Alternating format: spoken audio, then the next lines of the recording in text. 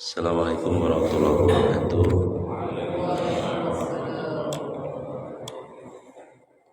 Alhamdulillah wa kafa wassalatu wassalamu ala nabiyil mustafa wa ala alihi wa sahbihi ahli sidqi wal wafa amma ba'du. DKM yang sama-sama kita hormati Pak Haji Mahfud dan jajarannya, para ketua lingkungan, para sesepuh, anak-anak muda dan anak sekalian yang Allah cintai.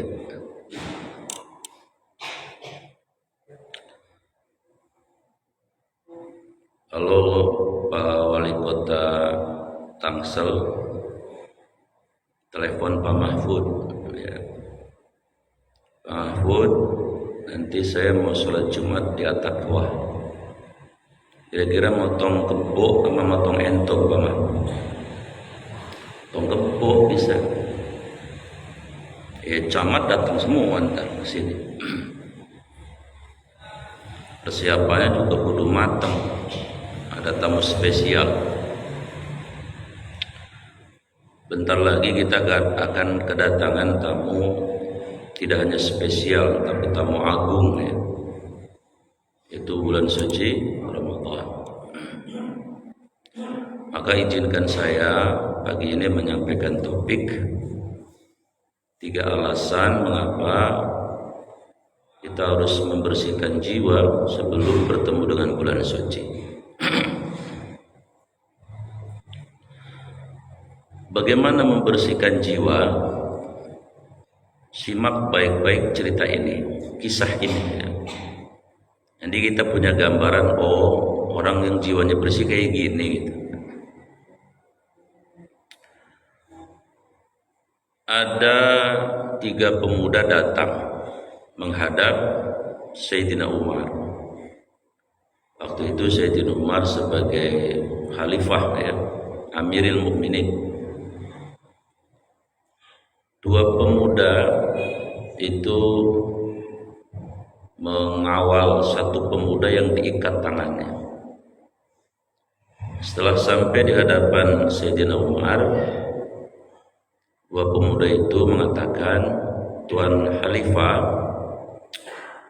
tolong anak muda ini dikisos ya, sebagaimana dalam ayat ya ayyuhalladzina amanu kutiba alaikumul qisos, orang-orang beriman diwajibkan atas kalian melakukan kisos.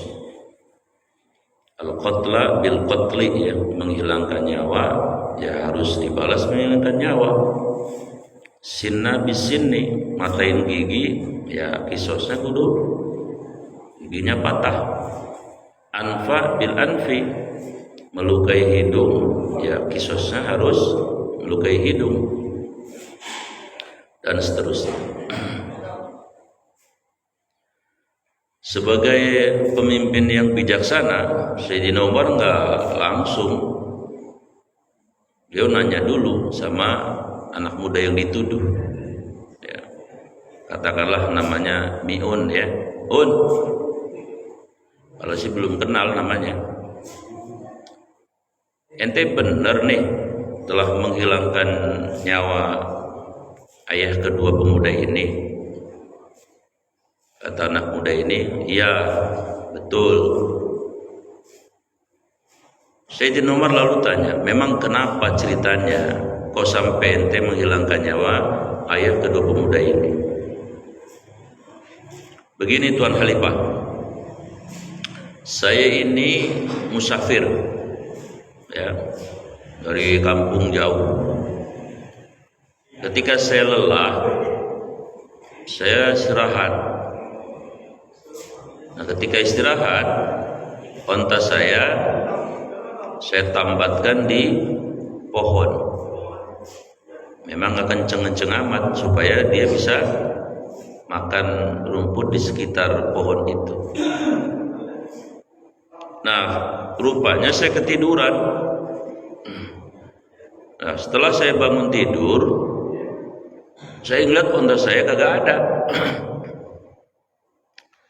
Lalu saya cari ontanya, dicari ya, ngalor ngidul ngetan ngulon ora ketemu.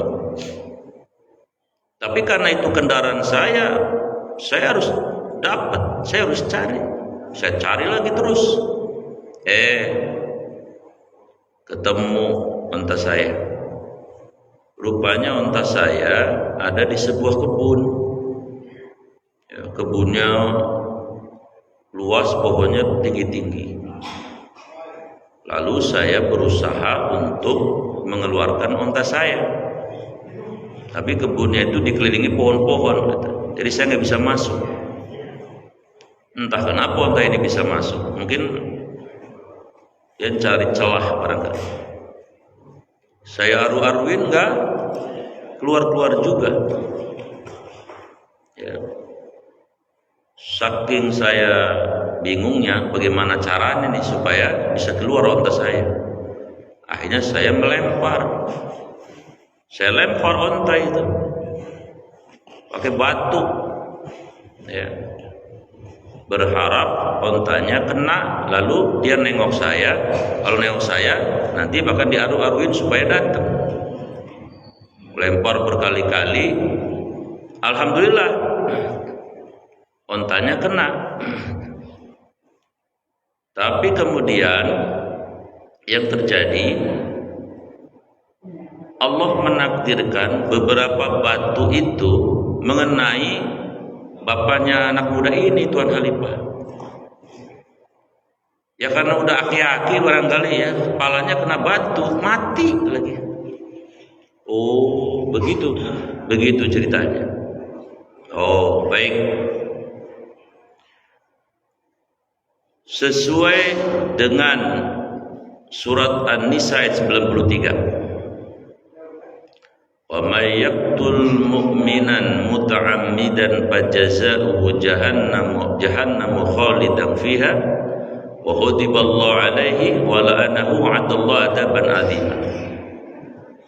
Siapa yang membunuh orang beriman dengan sengaja, maka tempatnya nanti adalah neraka, dimurkai Allah, dilaknat Allah, dan dia harus siap dengan siksa yang sangat pedih.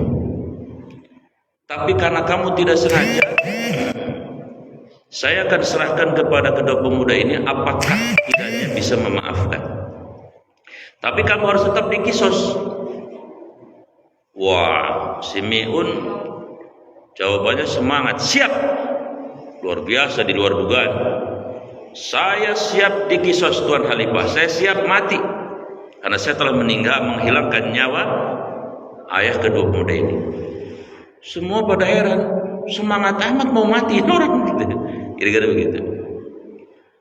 Cuman si pemuda ini bilang, Tuan Khalifah, saya lagi ada urusan nih sama kabilah saya, suku saya, tentang muamalah, tentang piutang dan sebagainya. Boleh nggak minta izin? Ya maksimal 3 hari. Dua pemuda tadi keberatan. Enak baik katanya, nungguin 3 hari. Lalu gak kenal. Bagaimana kalau lu hilang ngabur? Tiba-tiba sahabat Salman bilang, kalau dia tidak datang nanti di kisos saya jaminannya. Sayyidina Umar keder, Salman, ente mau nanggung nyawa dia? Siap, wahai Tuan Khalifah. Subhanallah. Singkat cerita, Pak, si pemuda tadi diizinkan oleh Sayyidina Umar, perjanjiannya 3 hari. Waktu itu hari Rebo, hari Kamis, Jumat. Ya, Jumat kudu datang pagi-pagi sebelum Jumatan. Lalu kemudian setelah 3 hari ditungguin hari Jumat itu, semua udah kumpul, anak muda ini udah kumpul, Salman kumpul, para sahabat kumpul, Sayyidina Umar kumpul, pengen mengeksekusi kisosnya anak muda ini. Ditungguin dari jam 8 belum nongol, jam 9 belum kelihatan, jam 10 belum juga ketahuan. Saking bingungnya Sayyidina Umar, ini makanya gak datang nih. Kata Salman, tunggu Tuan Khalifah, sabarlah sebentar, tunggu. Ketika kira-kira jam 11 kurang 10 menitan, ada bayangan hitam dari jauh yang nampak berlari begitu kencangnya. Setelah ditungguin lama, makin dekat makin negla, ternyata sampai di tempat Tuan Khalifah Umar dan para sahabat yang lain tadi. Benar si pemuda tadi, hanya saja bajunya pada robek, dia tersengal-sengal luar biasa dan nampak sangat kepanasan. Setelah nyampe, dia Assalamualaikum Tuan Khalifah, saya siap melaksanakan kisos. Sayyidina Umar nanya dulu, anak muda, kamu kan bukan orang kampung sini. Seandainya kamu kabur, kami juga nggak tahu nyarinya di mana. Ini kamu mau dikisos loh, mau dihilangkan nyawanya. Kenapa bajumu robek-robek? Saya berusaha sekuat tenaga lari Tuan Khalifah. Jadi saya pakai kendaraan saya nggak sanggup. Dan saya ini robek-robek karena tersangkut-sangkut duri-duri. Saking saya pengen memenuhi apa yang sudah saya janjikan. Kata Sayyidina Umar, subhanallah, kenapa kamu melakukan seperti ini? Jawab anak muda ini apa? Wahai Tuan Khalifah, bukankah Allah mengajarkan di surat Al-Mu'minun, walladzina hum li amanatihim wa ahdihim ra'un. Ciri orang beriman itu adalah orang yang memegang teguh amanah yang diamanahkan dan memegang teguh janji yang sudah dijanjikan. Sayyidina Umar, Allahu Akbar, semua bertakbir. Satu nih, ini orang berarti jiwanya bersih. Ya. Lalu Sayyidina Umar nanya, sama siapa? Sama sahabat Salman. Salman, baik. Ente kemarin ngejamin nyawanya anak muda ini, nggak main-main loh. Ente kan nggak kenal dia. Memang saya nggak kenal dia. Nah kalau dia nggak datang, siap dihilangkan nyawanya. Waduh Salman, gitu. Saya mau nanya, alasan ente apa? Semua pengen dengar apa alasan. Apa kata Salman? Tuan Khalifah, bukankah ya, kita ini orang Islam diajarkan di dalam surat Al-Hujurat ayat 10, innamal mu'minuna ikhwah, sesungguhnya setiap mukmin itu bersaudara. Saya melihat gestur tubuh anak muda ini, sorot mata anak muda ini adalah anak yang soleh.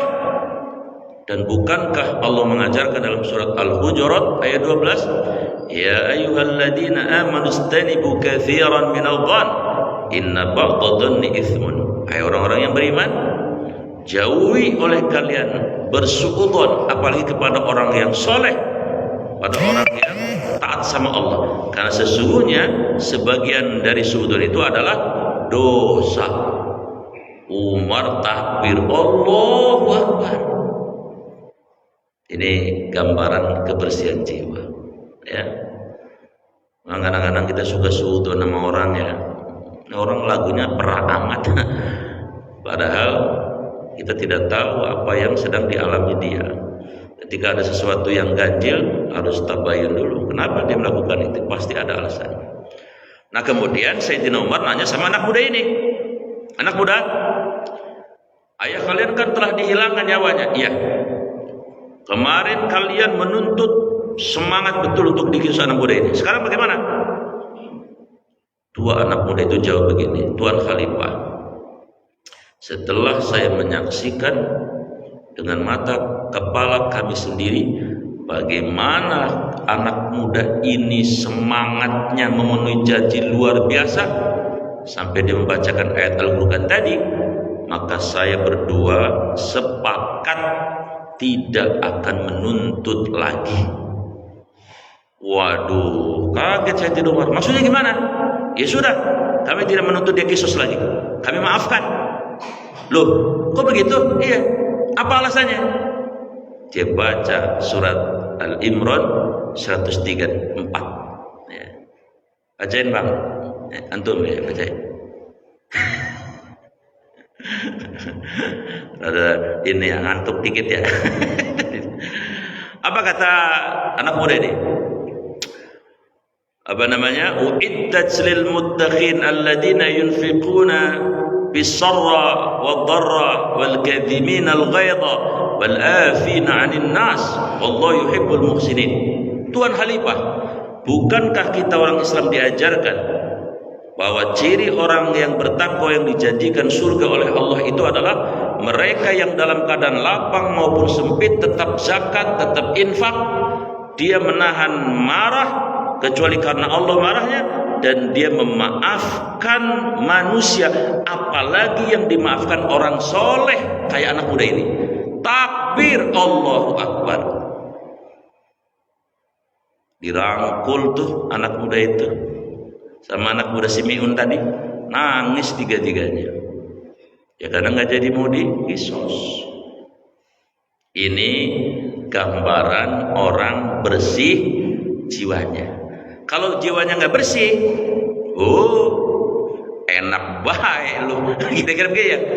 Bahasanya kan begitu, kalau jiwanya nggak bersih, siapa lu enak baik, siapa lu enak baik, begitu kira-kira. Tapi yang jiwanya bersih, ya, maka mengapa sebelum bulan suci ini kita bersihkan jiwa? Ya karena tadi Ramadan mah suci, ya kitanya kudu adaptasi, ikut-ikut suci juga lah. Kalau kitanya kotor, jaga sembung makan jagung, kagak nyambung. Nah, berikutnya adalah poinnya, siapa yang semestinya kita maafin? Kalau tadi kan si dua anak udah maafin yang pelaku ya. Saya mengatakan begini, kalau mau memaafkan itu adalah mestinya dari orang yang dekat dulu, paling dekat dengan kita, yang hidup sehari-hari sama kita. Siapa? Ya untuk konteks kita bapak-bapak ini, nggak ada ibu-ibu. Ya orang yang paling dekat sama kita siapa? Lebih ini kita. Iya kan? Jadi kita kan? Ya. Maka mohon maaf, tidak mengurangi kehormatan seorang laki-laki apabila seorang laki-laki, seorang suami sekali-kali minta maaf dah sama bini kita, sekali-kali aja, nggak usah banyak-banyak. Wayahna kata orang Sunda. Man, pertanyaan saya ini kira-kira tengsin apa kagak nih kita minta maaf nih habis ngaji nih. Ya pakai bahasanya yang sederhana aja, nggak usah yang formal pakai wahai istriku tercela, aku lupa amat. Yang sederhana aja, habis pulang ngaji, mah, hei, lu ngapain? Masak. Maafin apa enggak? Udah begitu aja udah cukup. Iya dah. Tumben bang, sumang lu. Enggak, habis ngaji gitunya. Mau puasa. Ya gitu aja dah. Insya Allah malam nanti pijitannya beda, Ustaz Abdul. Beda. Pijitannya beda. Mana kaget banget tuh bini. Tumbenan. Bapak lu katanya, bapak lu. Tapi nggak apa-apa kan, nggak turun kan kita derajatnya kan? Enggak, karena ayatnya tadi wal afinan nas, meminta maaf itu kepada siapa saja, nggak dibatasin sama yang tua doang, kagak. Jadi ini mas saya ngajak saya, ya nanti tepuk pundaknya bini kita. Bentar lagi bos ini, abang minta maaf ya. Begitu dah, ya. Begitu baik orang Betawi kan, orangnya nggak suka formal, gampang baik gitu. Betul apa ya? Betawi nggak mau ribet, menting nyohor biar tekor juga. Hajatan jual lempang dah. Pertanyaan saya, kenapa kita juga dituntut minta maaf sama bini atau ngalah sama bini? Loh, ada contohnya. Yang nyontohin gak sembarangan Pak. Siapa? Orang yang mohon maaf, jangan kata orang nih, belis aja takut sama dia. Siapa? Jangan kata orang, setan aja mah takut sama dia. Siapa orangnya? Yang tahu nggak? Yang tahu pulang dah duluan. Ada orang ditakutin setan, siapa? Hah? Sayyidina Umar. Sayyidina Umar kan kalau amprogan sama setan, setannya yang minggir, ya. Nah kalau saya sama Pak Budi amprogan sama setan, lendotin bisa. Sayyidina Umar orang yang gagah luar biasa itu. Yang kata Nabi, kalau saya meninggal yang pantas jaga gantiin jadi Nabi dia. Nah setan aja takut karena imannya luar biasa. Suatu hari Pak, ada seorang sahabat berantem sama bininya. Gini berantem, pang, nggak selesai urusan. Lakinya ngalah keluar dari rumah, mau ngadu sama Sayyidina Umar. Begitu nyampe pintu rumah Sayyidina Umar, mau ketuk pintu, ngintip ada suara beberekan. Tahu beberekan nggak? Di dalam rumah Sayyidina Umar. Begitu diintip, Sayyidina Umar lagi ngedingkluk kayak begini, lagi diomelin bininya. Kagak jawab sama sekali, diem baik. Padahal itu orang gagah bener ini, juara gulat, beli saja takut. Diomelin bininya diem baik. Lah sahabat keder lah gua mengaduin bini gua. Jadi rumah diomelin bininya diem lah, apa potongan gua. Balik badan putar pulang. Tapi Sayyidina Umar udah ngeliat, tapi Sayyidina Umar tetap diem lagi aja. Oh ada ibu satu ya, saya belain ya Bu ya, ini lagi saya belain ini. Besoknya ditanya, ya katakanlah namanya sahabatnya, kalau tadi si Miun ya, ini siapa ya? Udin Bea. Din, ya, baik. Sini lu, ya. Gua ngeliat lu kemarin mau ke rumah gua. Iya. Kagak jadi kenapa? Ya, saya mau ngadu bini saya tuh. Lantas? Saya mau ngadu bini saya. Lah Tuhan diomelin bini diem baik. Begitu. Ya udah, kita ngopi aja dulu, ngobrol ya. Diajak ngopi tuh si Udin. Ini teh ya, masih panas ya kopinya, belum. Si Udin diajak ngobrol sana. Din, ya, begini saya mau nanya sama lu. Bini lu perempuan ya? Iyalah, lu laki. Saya mau nanya, lu punya anak kan lu? Lah punya, 3. Yang hamil lu apa bini lu? Lah ngeledek Tuan Umar. Lah lu laki hamil. Lah yang hamil ya bini saya. Lu tahu nggak rasanya orang hamil? Nggak tahu, belum pernah hamil. Gua kasih tahu nih. Orang kalau udah hamil Pak, dari pertama apalagi udah 9, nggak pernah tidur tengkurap, tahu nggak Din? Menderita bener ya. Iya. 2. Kalau anak lu udah lahir, gue mau nanya, lahir dari lu apa dari bini lu? Ya, bagaimana sih Tuan Umar? Ya dari bini saya, pabriknya dia. Ya sama kan bayar listrik doang. Gue mau nanya sama lu tahu nggak sakit yang ngelahirin anak?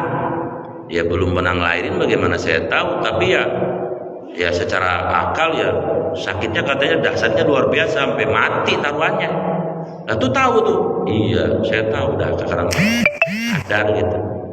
3, kalau bini lu udah ngelahirin hidup sama mati, bocah udah keluar. Pertanyaan saya, itu anak lu langsung dikasih rengginang apa gemblong? Alah, Tuhan Umar yang ada baik. Ilok bayi makan rengginang. Lah terus makannya apa? Ya susu, ASI. Pertanyaannya, yang nyusuin lu apa bini lu? Si Udin pelangak belum ngomong. Ini bagaimana sih urusannya ditanya begini-begini? Ya yang punya ya bini saya Tuan Umar. Kata si Umar, nyusuin anak lu sehari apa seminggu? Nah bagaimana? Betulan nih kan sahabat jadi ngerti ayatnya Al-Baqarah 223 itu. Bacain Bang. Ente mau ngobain. Wal walidatu, hendaklah ya para orang tua, para ibu, yurdina, menyusui, auladahunna, anak-anak bayi mereka haulaini 2 tahun kamilaini yang sempurna liman arada ayyutimma radha bagi yang mau menyempurnakan susuannya. Saya di rumah nanya lagi, Dit, nyusuin enak apa kagak? Ya setahu saya sih ribet banget Tuhan nyusuin mah. Orang dia lagi mau makan, anak pengen nyusu. Orang lagi pengen dandan, anak nyusu. Orang lagi mau mandi, anak mau nyusu.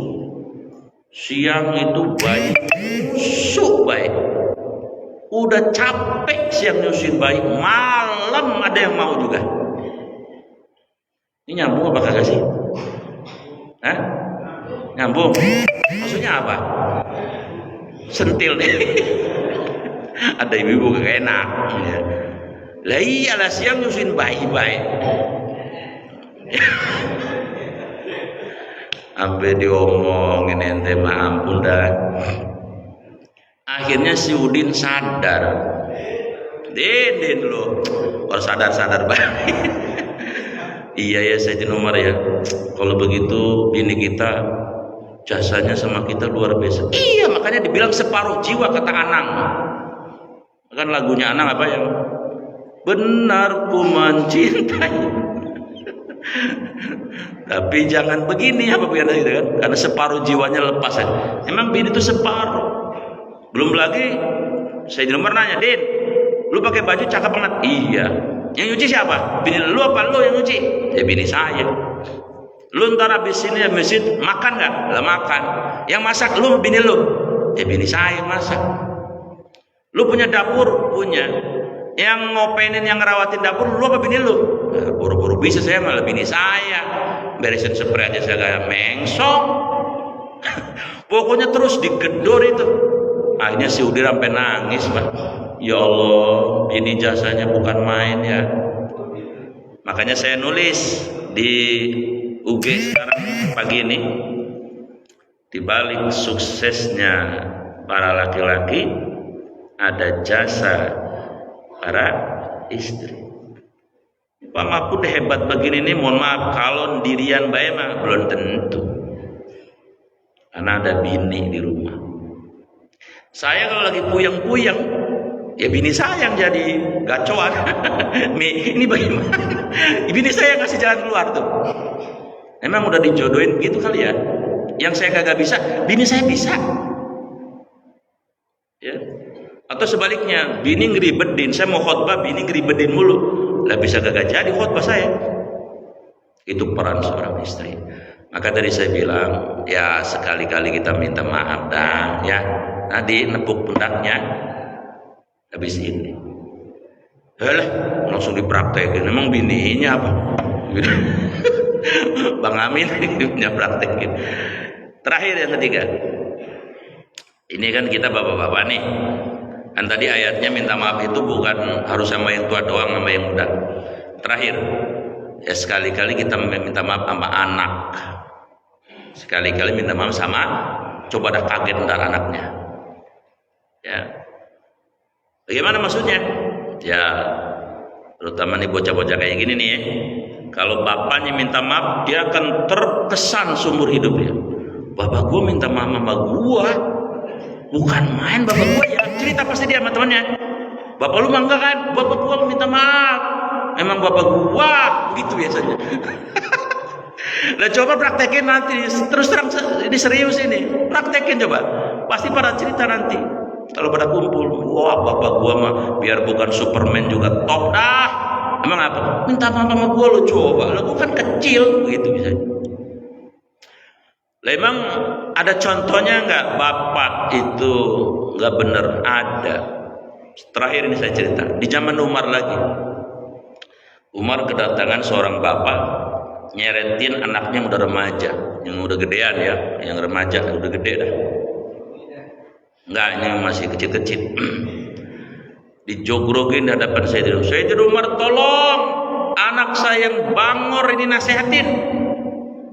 Gak punya adab sama saya, ngomong sepadu bayak asal goblek.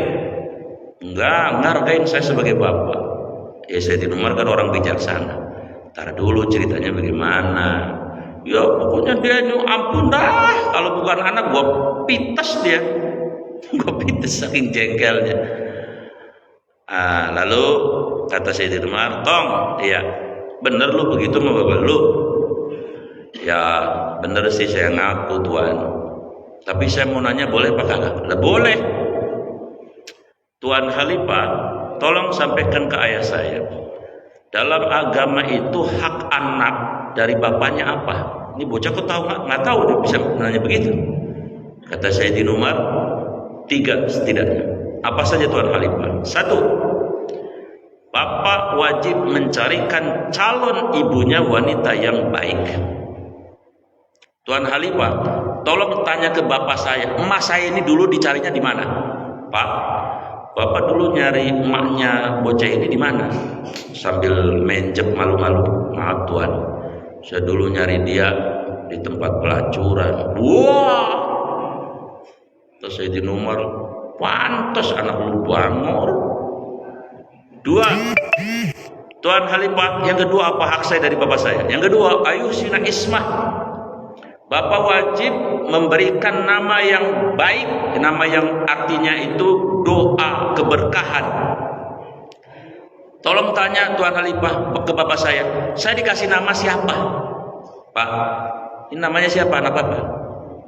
Maaf Tuan, saya kan bodoh, saya gak tahu ilmu.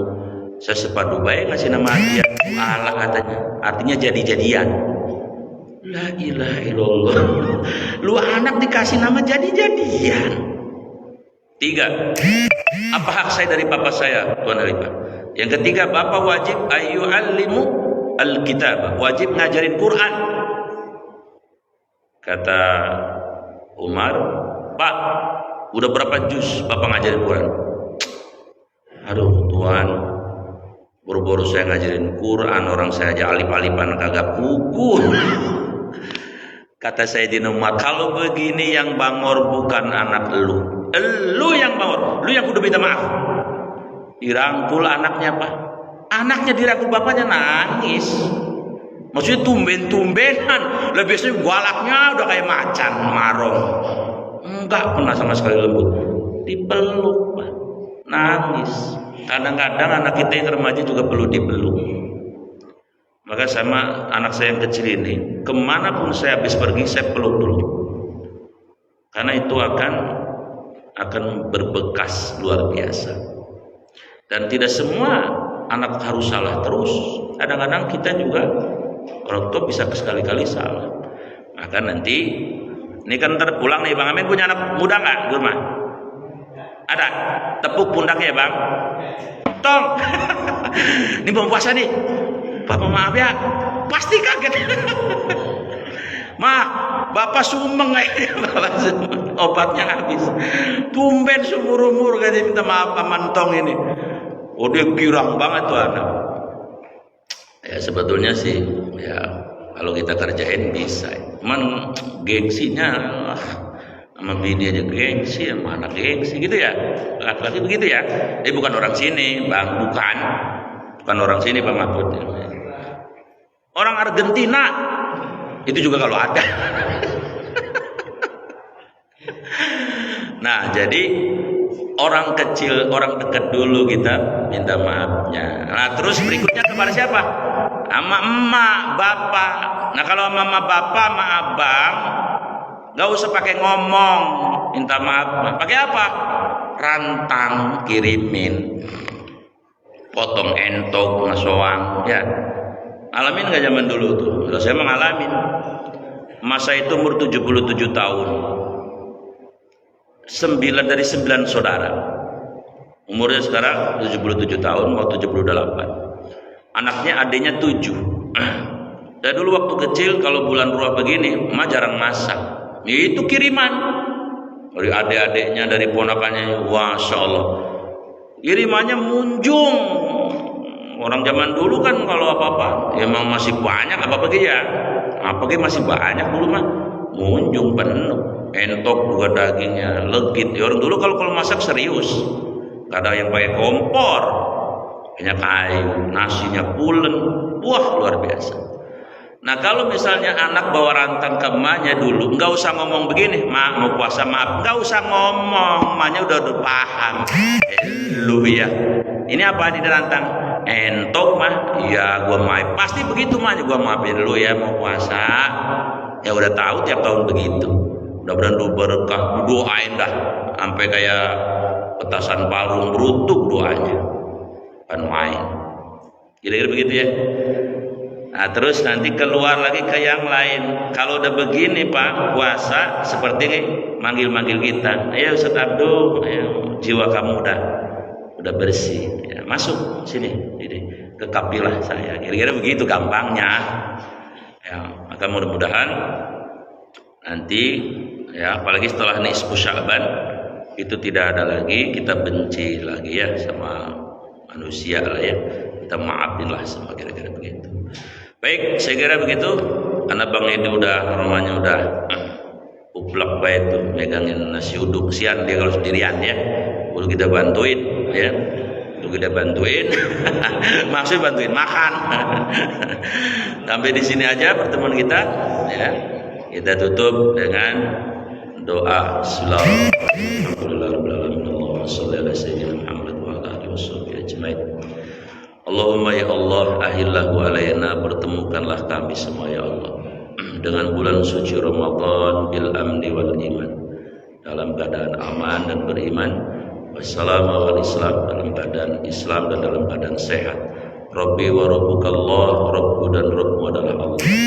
Allahumma barik lana fi Rajab wa Sya'ban, ya Allah berkahi kami di bulan Rajab dan Sya'ban, wa balighna Ramadan, pertemukan kami dengan bulan suci Ramadan. Rabbana atina fid dunya hasanah wa fil akhirati hasanah wa qina adzabannar. Wassallallahu ala sayyidina Muhammadin wa ala alihi washabbihi ajmain. Subhana rabbika rabbil izzati amma yasifun wa salamun alal mursalin. Alhamdulillahirabbil alamin. Mohon maaf lahir batin. Assalamualaikum warahmatullahi wabarakatuh.